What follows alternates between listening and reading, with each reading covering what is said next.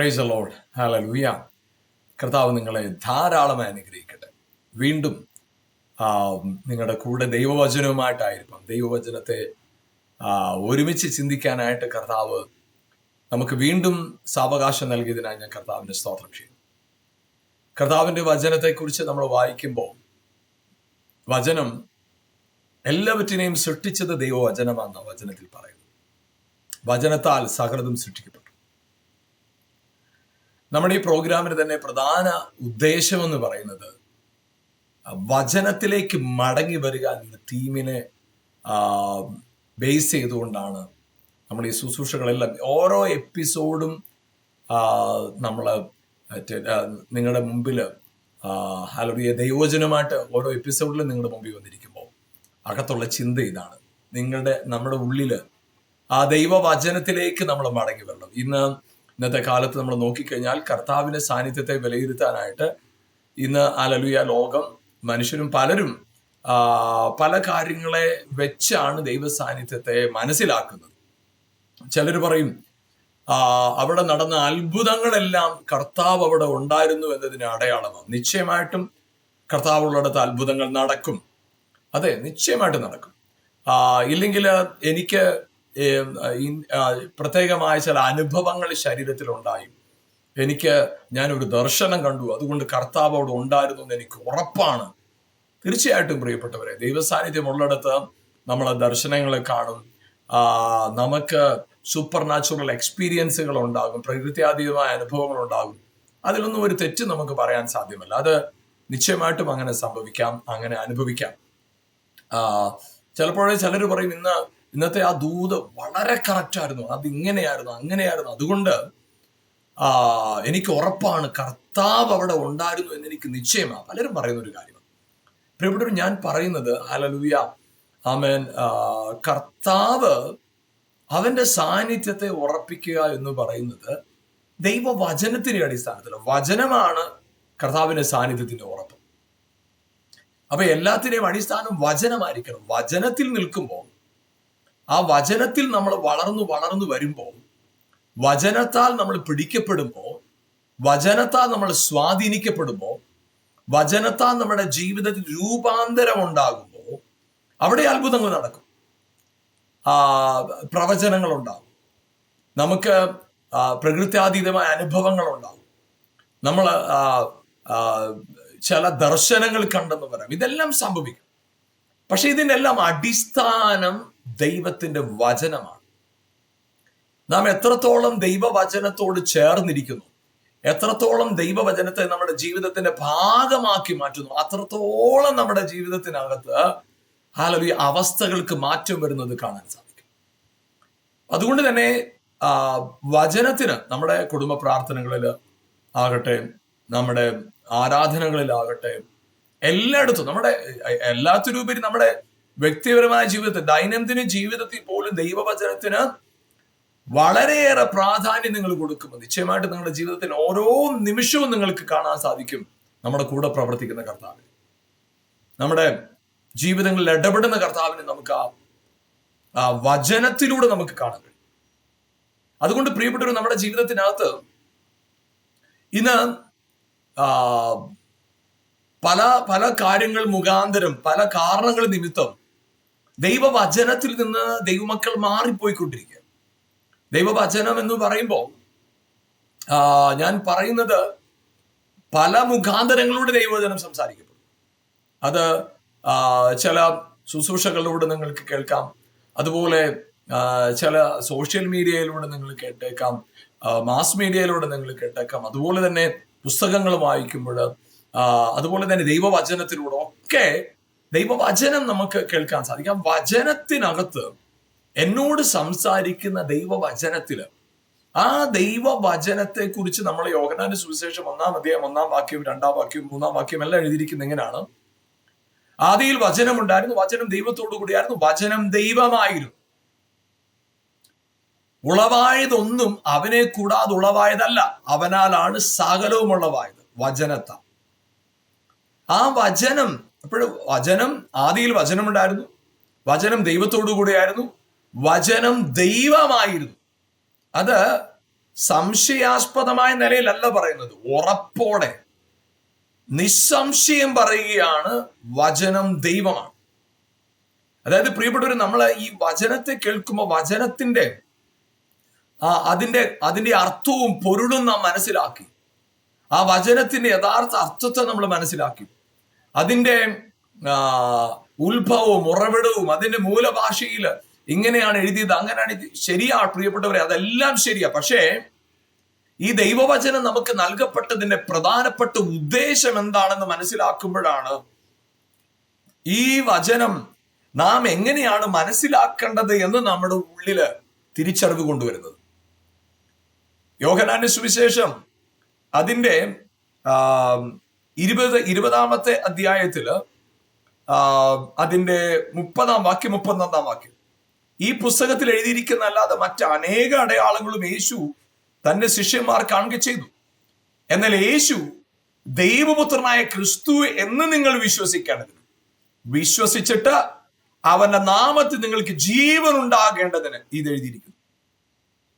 അപ്പൊ ദൈവവചനം എഴുതപ്പെട്ട നമ്മൾ ഈ കാണുന്ന 66 പുസ്തകങ്ങളല്ല, എത്ര പുസ്തകങ്ങൾ ഉണ്ടെന്നിരിക്കട്ടെ, എഴുതിയതോ വായിച്ചതോ കണ്ടതോ കേട്ടതോ എത്ര പുസ്തകങ്ങളായിക്കോട്ടെ, ആ പുസ്തകങ്ങളെല്ലാം, ആ അക്ഷരങ്ങളെല്ലാം, ആ വചനമെല്ലാം നമ്മൾ എവിടെയെല്ലാം കേൾക്കുന്ന ദൈവവചനമായിക്കോട്ടെ, പല സ്ഥലങ്ങളില് പല ആളുകൾ മുഖാന്തരം എവിടെയൊക്കെ നിങ്ങൾ കേൾക്കുന്ന വചനമായിക്കോട്ടെ, ആ നിങ്ങൾ കേൾക്കുന്ന വചനം അത് അല്ലെങ്കിൽ അതിന്റെ അടിസ്ഥാനം, അതിന്റെ പ്രധാനപ്പെട്ട കാര്യം, പ്രധാനപ്പെട്ടത് ഉദ്ദേശം എന്താണ്? ഇവിടെ ഇങ്ങനെയാണ് ഇരിക്കുന്നത്, എന്നാൽ യേശു ദൈവപുത്രനായ ക്രിസ്തു എന്ന് നിങ്ങൾ വിശ്വസിക്കേണ്ടതിന്, അങ്ങനെ വിശ്വസിച്ചിട്ട് അവന്റെ നാമത്തിൽ നിങ്ങൾക്ക് ജീവൻ ഉണ്ടാകേണ്ടതിന്. അപ്പൊ അവിടെ എടുത്തു പറയുന്ന കാര്യം, നിങ്ങൾ യേശുവിനെ ദൈവപുത്രൻ, യേശുവിനെ ക്രിസ്തു എന്ന് നിങ്ങൾ വിശ്വസിക്കണം. വിശ്വസിച്ചിട്ട് അവന്റെ നാമത്തിൽ നിങ്ങൾക്ക് ജീവൻ ഉണ്ടാകണം. അപ്പൊ ഈ വചനത്തിന്റെ പ്രധാനപ്പെട്ട ഉദ്ദേശം, വചനത്തിന്റെ കേൾവി. റോമാലേഖനം 10-ാം അധ്യായം അതിന്റെ 17-ാം വാക്യം ഇങ്ങനെയാണ് എഴുതിയിരിക്കുന്നത്, വിശ്വാസം കേൾവിയാലും കേൾവി ക്രിസ്തുവിന്റെ വചനത്താൽ ഉണ്ടാകും. അപ്പൊ ഈ എഴുതപ്പെട്ട വചനത്തിന്റെ അല്ലെങ്കിൽ സംസാരിക്കുന്ന വചനത്തിന്റെ പുറപ്പെടുന്ന വചനത്തിന്റെ പ്രധാന ഉദ്ദേശം എന്താണ്? ഉദ്ദേശം ഇതാണ്, നാം ഓരോരുത്തരും യേശുവിനെ ക്രിസ്തു എന്ന് വിശ്വസിക്കണം. യേശുവിനെ ക്രിസ്തു എന്ന് വിശ്വസിക്കണം. ഹല്ലേലൂയ, ആമേൻ.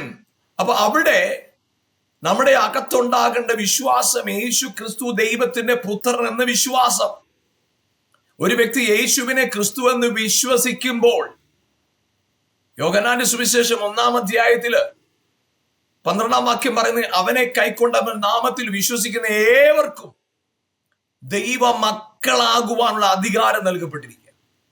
അപ്പോൾ യേശുവിനെ ദൈവപുത്രനാണ് എന്ന് ഒരു വ്യക്തി വിശ്വസിക്കുമ്പോൾ അവനും അതേ പുത്രത്വത്തിന്റെ പദവിയിലേക്കായി തീരുക. അതേ പ്രിയപ്പെട്ടവരെ, നാം വചനം കേൾക്കുമ്പോൾ നമ്മളിൽ വിശ്വാസം ഉളവാകുക മാത്രമല്ല, അത് വളരണം, വർദ്ധിക്കണം, അത് പൂർണ്ണത പ്രാപിക്കണം. ഇപ്പൊ ദൈവവചനത്തിന്റെ കേൾവി നമ്മുടെ അകത്ത് വിശ്വാസം ഉണ്ടാക്കുകയും അതിൽ വളരുവാനിടയാകുകയും ക്രിസ്തുവാകുന്ന തലയോളം ആ വചനം നമ്മളെ വളർത്തും. ഹല്ലേലൂയ. അപ്പൊ ഈ ക്രിസ്തുവാകുന്ന തലയോളം നമ്മൾ വചനത്താൽ വളരുമ്പോൾ, ആമേൻ, നിങ്ങളിലും എന്നിലും ഉണ്ടാകുന്ന വളരെ പ്രധാനപ്പെട്ട അടയാളം അല്ലെങ്കിൽ മാറ്റം എന്ന് പറയുന്നത്, നാമും അവനെ പോലെ ദൈവത്തിന്റെ മക്കളായി, പുത്രന്മാരായി തീരുന്നു, പുത്രത്വത്തിലേക്ക് പ്രവേശിക്കുക. അപ്പോൾ നമ്മൾ ചിന്തിച്ചേക്കാം, എനിക്കിപ്പോ വേണ്ടത് രോഗസൗഖ്യമാ, പുത്രത്വമല്ല. എനിക്കിപ്പോ വേണ്ടത് സാമ്പത്തികമായ വലിയ വിഷയത്തിൽ കൂടെ പോയി, എനിക്ക് അതിനകത്ത് വിടുതലാണ് എനിക്ക് വേണ്ടത്. എനിക്കിപ്പോ വേണ്ടത് പുത്രത്വം ഒന്നുമല്ല, എനിക്ക് എന്റെ കുടുംബജീവിതമാകെ തകർന്നിരിക്കുക, എനിക്ക് അവിടെ ഒരു അത്ഭുതം എനിക്ക് കാണുന്നു. എന്റെ ജോലി സ്ഥലത്ത് ഞാൻ ആകെ വലിയ വെല്ലുവിളികളുടെ മുമ്പിൽ കൂടെ പോകുക, എനിക്ക് അവിടെ ഒരു അത്ഭുതം കാണും. അപ്പൊ അവിടെയൊക്കെ മനുഷ്യന്റെ ജീവിതത്തിനകത്ത് അവൻ പല നിലകളിൽ തകർന്നും നിരാശപ്പെട്ടുമൊക്കെ ഇരിക്കുന്ന സാഹചര്യത്തില് അവന്റെ വിഷയത്തിന് വിടുതൽ പറയണോ, പുത്രത്വത്തെ കുറിച്ച് പറയണോ? പ്രിയപ്പെട്ടവരെ, നാം കേൾക്കുന്ന വചനം, ഇവിടെ നമ്മൾ യോഹന്നാന്റെ സുവിശേഷം 20-ാം അധ്യായത്തിൽ നമ്മൾ വായിച്ചത് വാക്യത്തിൽ എഴുതിയിരിക്കുന്നത്, അനേക അത്ഭുതങ്ങൾ കർത്താവ് ചെയ്തു. അതേ യോഹന്നാന്റെ സുവിശേഷത്തിന് എഴുതിയിട്ടുണ്ട്. കർത്താവ് ചെയ്ത അടയാളങ്ങളും അത്ഭുതങ്ങളും എല്ലാം ചെയ്യാനായിട്ട്, അതെല്ലാം എഴുതാനായിട്ട് എത്ര പുസ്തകം എഴുതിയാലും അതിനകത്തൊന്നും ഉൾക്കൊള്ളുന്നതല്ല എന്നാണ് യോഹന്നാൻ എഴുതിയിരിക്കുന്നത്. എന്നാൽ ഇവിടെ എഴുതിയിരിക്കുന്നത്, ഈ എഴുത്തിന്റെ പ്രധാനപ്പെട്ട ഉദ്ദേശം എന്ന് പറയുന്നത്, ഈ യോഹന്നാന്റെ സുവിശേഷത്തില് 20-ാം അധ്യായത്തിന്റെ 30-31 വാക്യങ്ങൾ എഴുതിയിരിക്കുന്നത്, നിങ്ങൾ ഇതിലൂടെ നിങ്ങൾ വിശ്വസിക്കണം, യേശുവിനെ ക്രിസ്തുവെന്ന് വിശ്വസിക്കണം.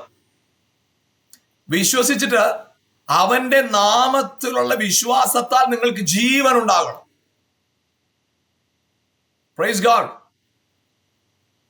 അപ്പൊ അവനെ വിശ്വസിക്കുമ്പോൾ, യേശുവിനെ ക്രിസ്തുവെന്ന് ഒരാൾ വിശ്വസിക്കുമ്പോൾ, അവൻ പുത്രൻ എന്ന പദവിയിലേക്ക് ആയിത്തീരുകയാണ്. പുത്രൻ എന്ന പദവിയിലേക്ക്.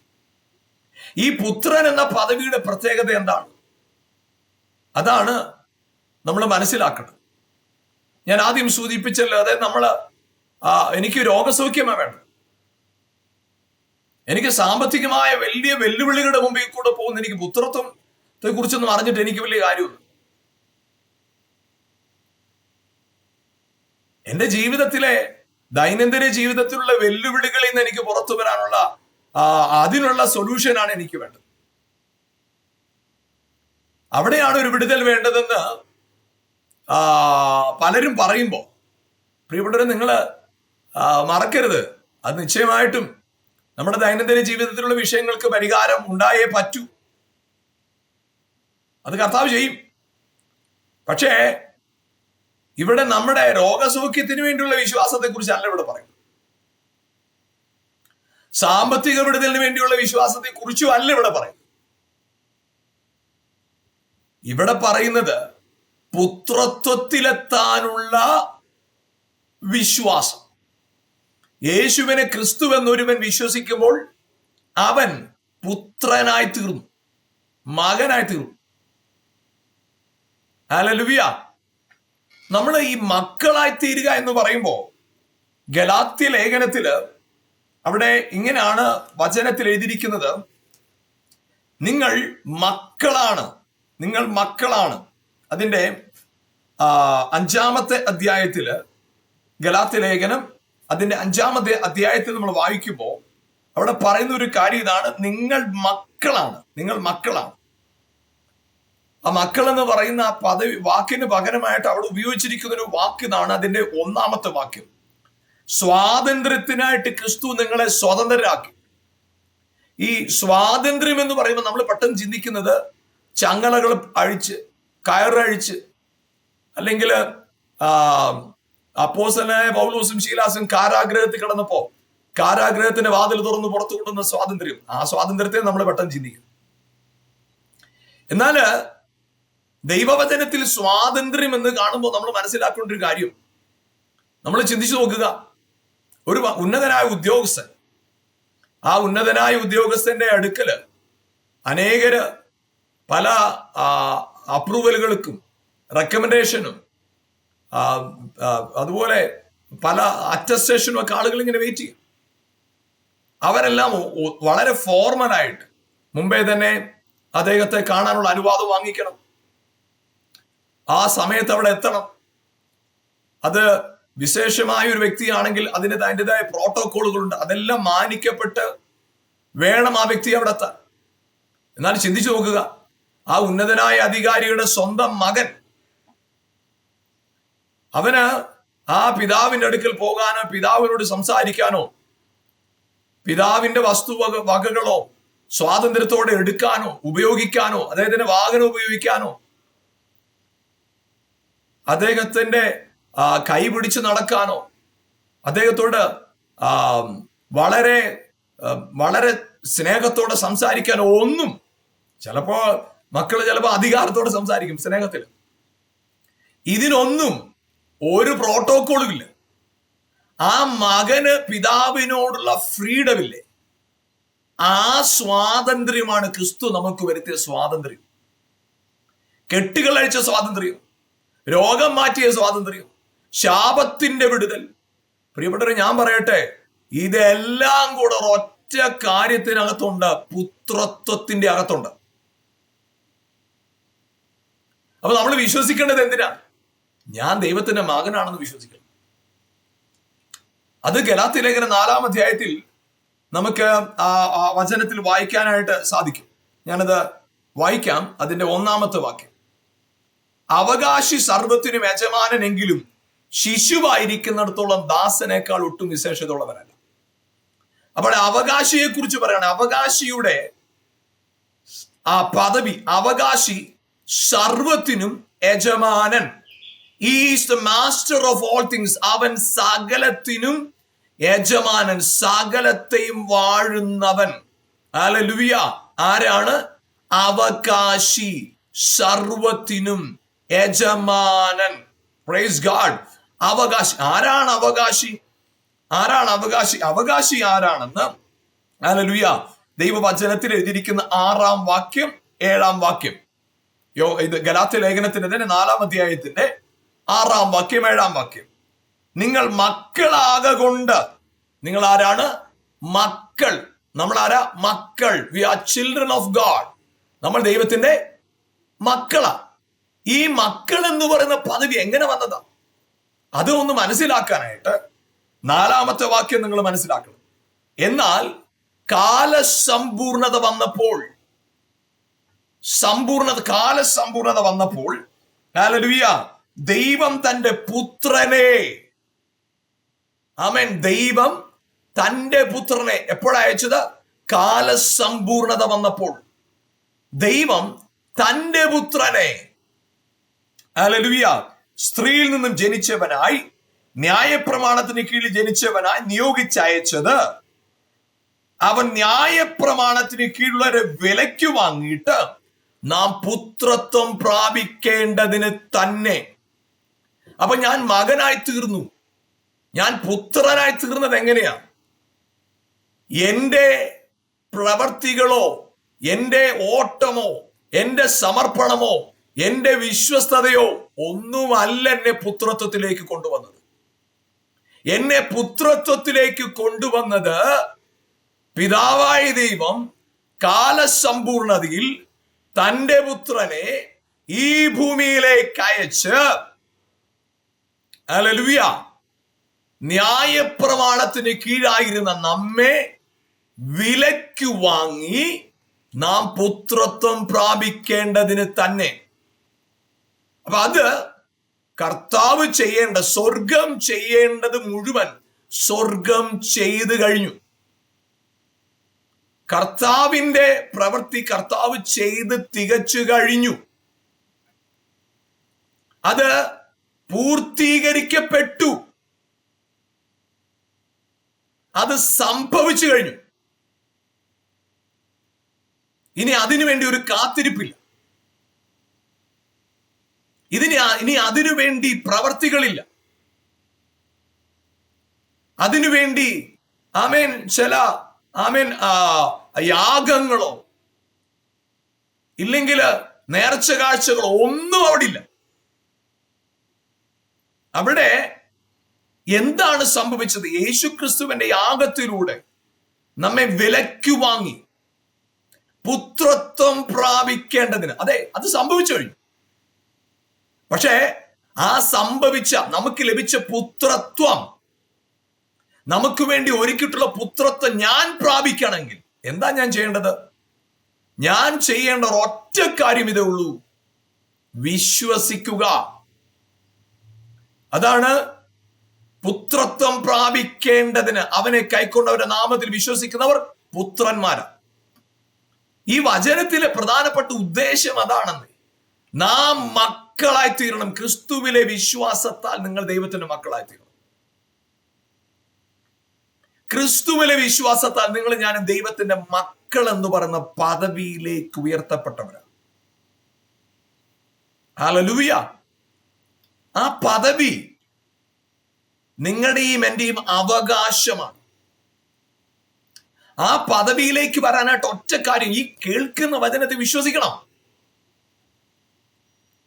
റോമാലേഖനം 10:17 വിശ്വാസം കേൾവിയാലും കേൾവി ക്രിസ്തുവിന്റെ വചനത്താലും വരുന്നു. അപ്പൊ ചിന്തിച്ചു നോക്കുക, എഴുതപ്പെട്ട വചനം കേൾക്കണം. കേൾക്കുമ്പോൾ ഞാൻ വിശ്വാസിയായിട്ട് തീരും, വിശ്വസിക്കുമ്പോൾ ഞാൻ മകനായിട്ട് തീരും. മക്കളുടെ അവകാശമാണ് രോഗസൗഖ്യം. അതുകൊണ്ടാണ് കർത്താവ് കനാന്യ സ്ത്രീ യേശുവിനടുക്ക് വന്നപ്പോ, രോഗസൗഖ്യത്തിനോട് വന്നപ്പോ കർത്താവ് പറഞ്ഞ കാര്യം എന്താ? മക്കൾക്കുള്ളതെടുത്ത് നായ്ക്കുട്ടികൾക്ക് കൊടുക്കുന്നില്ല.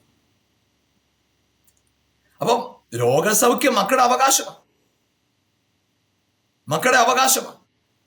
ഈ അവകാശം പ്രാപിക്കാനായിട്ട് കർത്താവേ എന്നെ സൗഖ്യമാക്കണമേ, നീ എന്നെ സൗഖ്യമാക്കി എന്ന് വിശ്വസിക്കുന്നു, എന്നെ അനുഗ്രഹിച്ചെന്ന് വിശ്വസിക്കുന്നു, എന്റെ കടഭാരം മാറ്റി എന്ന് ഞാൻ വിശ്വസിക്കുന്നു. പ്രിയപ്പെട്ടവരെ, ഞാൻ പറയട്ടെ, നിങ്ങൾ ഈ ഓരോരോ കാര്യത്തിനു വേണ്ടി പ്രത്യേകിച്ച് വിശ്വസിക്കേണ്ട കാര്യമില്ല.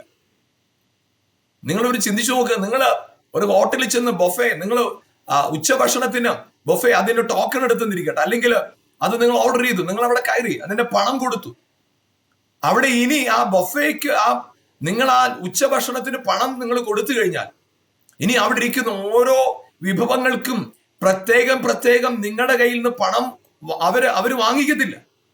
കാരണം അത് നിങ്ങൾ ഫുള്ളി പെയ്ഡാ.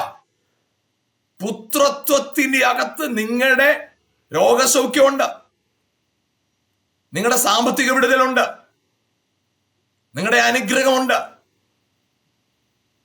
ആമേൻ, നിങ്ങളുടെ നീതീകരണമുണ്ട്, നിങ്ങളുടെ അനുഗ്രഹമുണ്ട്, നിങ്ങളുടെ അഭിവൃദ്ധിയുണ്ട്, നിങ്ങളുടെ മാനമുണ്ട്, സകലതും, നിങ്ങളുടെ ബഹുമാനം, നിങ്ങൾക്ക് വേണ്ടി സ്വർഗം ഒരുക്കിയിരിക്കുന്നത് സകലതും പുത്രത്വത്തിന്റെ അകത്ത് മറഞ്ഞിരിപ്പുണ്ട്. Praise God. ഇവിടെ ഹല്ലേലൂയ, യേശു നമുക്ക് വേണ്ടി മരിച്ച് നമ്മളെ വിലയ്ക്ക് വാങ്ങി നമ്മളെ മക്കളാക്കി തീർത്തു. എത്ര വലിയ ഭാഗ്യമാണ്. അതുകൊണ്ട് ഗലാത്യലേഖനം 4:6 പറയുന്നത്, നിങ്ങൾ മക്കളാകൊണ്ട് അബ്ബാ പിതാവ് എന്ന് വിളിക്കുന്ന സ്വപുത്രന്റെ ആത്മാവിനെ ദൈവം നമ്മുടെ ഹൃദയങ്ങളിൽ അയച്ചു. എന്ത് ചെയ്തു? ഹൃദയങ്ങളിൽ അയച്ചു. ഏത് പദവിക്കാണ് ആത്മാവിനെ അയച്ചത്? അബ്ബാ പിതാവ് എന്ന് വിളിക്കുന്ന പുത്രത്വത്തിന്റെ ആത്മാവ്. അപ്പൊ ഇത് അയച്ചു കഴിഞ്ഞു. എന്നാൽ നമ്മൾ ചിന്തിച്ചു നോക്കുക, നിങ്ങൾക്കൊരു വ്യക്തി ഒരു കൊറിയർ അയച്ചെന്നിരിക്കട്ടെ, അയച്ചു, അത് അവിടെ നിന്ന് അവർ അയച്ചു കഴിഞ്ഞു. പക്ഷെ നിങ്ങൾ അത് ഒപ്പിട്ട് കൈപ്പറ്റണം. ഗലാത്യലേഖനം 3:14 ഇങ്ങനെ എഴുതിയിരിക്കുന്നത്, അബ്രഹാമിന്റെ അനുഗ്രഹം ക്രിസ്തുയേശുവിൽ ജാതികൾക്ക് വരേണ്ടതിന് ആത്മാവെന്ന വാഗ്ദത്ത വിഷയം നാം വിശ്വാസത്താൽ പ്രാപിപ്പാൻ. അതെ, ആത്മാവിനെ അയച്ചു. പക്ഷെ നാം പ്രാപിക്കുന്നത് എങ്ങനെയാണ്? വിശ്വസിക്കുമ്പോൾ. അതാണ്, അവർ കേൾക്കാതെ എങ്ങനെ വിശ്വസിക്കും? അപ്പൊ വിശ്വാസം പറഞ്ഞ കേൾവി വേണം, കേൾക്കണം. നിങ്ങൾ വചനം കേൾക്കണം. ആ കേൾവി നിങ്ങളിൽ കൊണ്ടുവരേണ്ട മാറ്റം രോഗസൗഖ്യമല്ല, അനുഗ്രഹമല്ല, നീതീകരണമല്ല, സാമ്പത്തിക വിടുതലല്ല. ഇതിനെല്ലാം അപ്പുറമായി പുത്രത്വത്തിന്റെ ബോധ്യം. നിങ്ങൾ പുത്രന്മാരെന്ന ബോധ്യത്തിലേക്ക് നിങ്ങൾ എത്തുമ്പോൾ ആ പുത്രത്വത്തിനകത്തുകൂടെ ഹല്ലേലൂയ രോഗസൗഖ്യം, സാമ്പത്തിക വിടുതൽ, സകലതും പുത്രൻ എന്ന പദവിയുടെ അകത്ത് മറഞ്ഞിരിപ്പുണ്ട്. മക്കൾ അവകാശികളാണ്. അതാണ് ഹല്ലേലൂയ 7-ാം വാക്യം ഗലാത്യർ 4:7 പറയുന്നത്. അങ്ങനെ നീ ഇനി ദാസനല്ല പുത്രനത്രേ, പുത്രനെങ്കിലോ ദൈവഹിതത്താൽ അവകാശിയുമാകുന്നു. ഇപ്പൊ യേശുവിനെ വിശ്വസിച്ചപ്പോ നമ്മൾ ആരായിട്ട് മാറി? യേശുവിനെ ക്രിസ്തു എന്ന് വിശ്വസിച്ചപ്പോ നമ്മൾ പുത്രന്മാരായിട്ട് മാറി. പുത്രത്വം നമ്മളെ അവകാശികളായിട്ട് മാറ്റി. ഹല്ലേലൂയ. ഗലാത്യലേഖനം 4:1 പറയുന്നത്, അവകാശി സർവത്തിനും യജമാനനാണ്, എങ്കിലും ശിശുവായിരിക്കുന്നിടത്തോളം ദാസനേക്കാൾ ഒട്ടും വിശേഷത ഉള്ളവനല്ല. അപ്പൊ നമ്മൾ എന്ത് ചെയ്യണം? ഹല്ലേലൂയ, നാം വളർച്ച പ്രാപിക്കണം. അതെ, ഹല്ലേലൂയ. 1 പത്രോസ് 2-ാം അധ്യായത്തിന് 3-ാം വാക്യത്തിൽ പറയുന്നത്, അതെ, ഹല്ലേലൂയ, വചനമെന്ന മായമില്ലാത്ത പാൽ കുടിച്ച് നാം വളരണം. അതിന് വീണ്ടും ജനിച്ചത് വചനത്താലാം, വളരുന്നതും വചനത്താലാം, നാം ബലപ്പെടുന്നതും വചനത്താലാം, നിലനിൽക്കുന്നതും വചനത്താലാം. അതുകൊണ്ട് പ്രിയപ്പെട്ടവരെ, ഹല്ലേലൂയ, നമ്മുടെ ജീവിതത്തിൽ ദൈവവചനത്തിന്റെ പ്രസക്തിയിലേക്ക് മടങ്ങി വരാം. ഇപ്പോൾ നിങ്ങൾ തിരിച്ചറിയണം, നിങ്ങൾ ദൈവത്തിന്റെ മക്കളെ. യേശുവിനെ ക്രിസ്തു എന്ന് നിങ്ങൾ വിശ്വസിക്കുന്നെങ്കിൽ നിങ്ങൾ ദൈവത്തിന്റെ മക്കളെങ്കിൽ നിങ്ങൾ സർവത്തിനും അവകാശികളാണ്. യെസ്, ഗലാത്യലേഖനം 4:7, ഗലാത്യലേഖനം 4:1. നിങ്ങൾ മക്കളെങ്കിൽ നിങ്ങൾ അവകാശികളാണ്. Praise God. നമുക്ക് ഒരുമിച്ച് പ്രാർത്ഥിക്കാം. ഇപ്പോൾ തന്നെ നിങ്ങളുടെ അവകാശത്തെ പ്രാപിക്കാം വിശ്വാസത്താൽ. പ്രാർത്ഥനയുടെ വാചകങ്ങൾ കൊണ്ടല്ല, വിശ്വാസത്തോടുകൂടി പ്രാർത്ഥന ദീനക്കാരന് സൗഖ്യം വരുത്തും. വിശ്വാസത്തോടെ യേശു ക്രിസ്തുവെന്ന് ആ വിശ്വാസത്തെ, ഞാൻ ദൈവപുത്രനാന്നുള്ള ബോധ്യത്തോടെ പ്രാർത്ഥിക്കുന്നത്. അത്ഭുതം ഇപ്പോൾ തന്നെ നിങ്ങളുടെ ഭവനങ്ങളിൽ സംഭവിക്കാൻ പോവുക. നമുക്ക് ഒരുമിച്ച് പ്രാർത്ഥിക്കാം. നല്ല കർത്താവേ, അനുഗ്രഹീതമായ സമയത്തിനായി സ്തോത്രം ചെയ്യുന്നു. ഈ പ്രോഗ്രാമിലൂടെ എന്നെ കണ്ടുകൊണ്ടിരിക്കുന്ന പ്രിയപ്പെട്ടവർക്കായി സ്തോത്രം ചെയ്യുന്നു. യേശുവിന്റെ നാമത്തിൽ പുത്രത്വത്തിന്റെ അനന്തരഫലമായ എന്തൊക്കെ വിടുതലും സൗഖ്യവും അത്ഭുതങ്ങളും ജയവും ഹല്ലേലൂയ മാന്യതയുമുണ്ടോ അതെല്ലാം ഈ പ്രോഗ്രാം കണ്ടുകൊണ്ടിരിക്കുന്ന ഓരോരുത്തരുടെ മേലും വെളിപ്പെടാൻ യേശുവിന്റെ നാമത്തിൽ പ്രാർത്ഥിക്കുന്നു. രോഗസൗഖ്യമുണ്ടാകട്ടെ. പുത്രത്വത്തിന്റെ അവകാശമായി, പുത്രത്വത്തിന്റെ അവകാശം എന്ന നിലയിൽ സാമ്പത്തിക വിടുതൽ, അനുഗ്രഹം, മാന്യത, ജയം, അഭിവൃദ്ധി ഉണ്ടാകട്ടെ. കുടുംബജീവിതത്തിനകത്ത് വിടുതൽ, തലമുറകളുടെ മേൽ വിടുതൽ യേശുവിന്റെ നാമത്തിൽ ഇപ്പോൾ തന്നെ. പരിശുദ്ധാത്മാവേ, ഹല്ലേലൂയ, വചനത്തിന്റെ ആമേൻ, ഹല്ലേലൂയ, വചനത്തോട് ചേർന്ന് ചലിക്കുന്ന ദൈവശക്തി ഓരോ കുടുംബങ്ങളിലേക്ക് വെളിപ്പെടാൻ യേശുവിന്റെ നാമത്തിൽ പ്രാർത്ഥിക്കും. അത്ഭുതകരമായിട്ട് അവിടുന്ന് ഓരോരുത്തരെയും തൊട്ടതിനായി സ്തോത്രം, വിടുവിച്ചതിനായിട്ട് നന്ദി. യേശുവിൻ നാമത്തിൽ തന്നെ പിതാവേ, ആമേൻ, ആമേൻ, ഹല്ലേലൂയ. കർത്താവ് നിങ്ങളെ ധാരാളമായി അനുഗ്രഹിക്കട്ടെ. ഈ പ്രോഗ്രാം നിങ്ങൾ കാണാൻ സമയമെടുത്തതിൽ വളരെ സന്തോഷം. നിങ്ങൾ മറ്റുള്ളവർക്കും ഈ പ്രോഗ്രാം പരിചയപ്പെടുത്തുകയും ഒപ്പം എല്ലാ ദിവസവും 1 മണിക്കൂർ ദൈവവചന പഠന പരമ്പരയുണ്ട്. നിങ്ങൾക്കതിൽ പങ്കാളികളാകാൻ താല്പര്യമുണ്ടെങ്കിൽ ഇതിൽ കാണുന്ന വാട്സപ്പ് നമ്പറിൽ നിങ്ങൾ വാട്സപ്പ് അയച്ചു കഴിഞ്ഞാൽ നിങ്ങളെ അതിൽ പ്രവേശിപ്പിക്കുന്നു. നിങ്ങൾക്ക് സൗജന്യമായിട്ട് ദൈവവചനം തുടർച്ചയായിട്ട് പഠിക്കാവുന്നതാണ്. നിങ്ങളുടെ ജീവിതത്തിലെ അനുഭവങ്ങളും സാക്ഷ്യങ്ങളും പ്രാർത്ഥന വിഷയങ്ങളും ഞങ്ങളുമായി പങ്കുവെക്കുക. ഞങ്ങളുടെ വെബ്സൈറ്റ് സന്ദർശിക്കുക. കർത്താവിന്റെ ആത്മാവിൽ ബലപ്പെടുക, പ്രയോജനപ്പെടുക. കർത്താവ് നിങ്ങളെ ധാരാളമായി അനുഗ്രഹിക്കട്ടെ. ആമേൻ.